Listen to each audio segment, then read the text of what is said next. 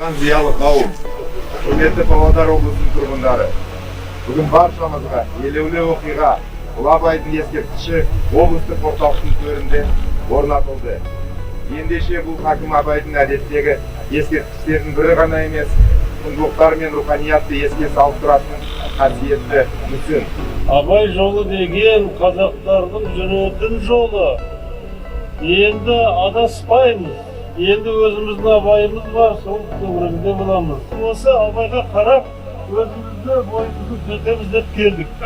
Адам заттың бәрін сүй бауырым деп, және сүй хақ жолы осы деп әділетті. Ақы беріп тыңдатқан сөз көкейге қонар ма?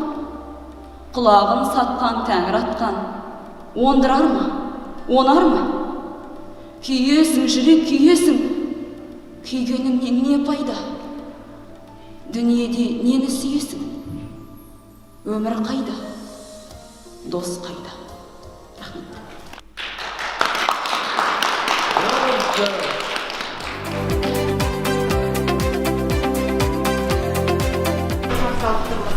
Бірінші қабатта мектептің технология, музыка, хореография сияқты оқу кабинеттері орналасқан.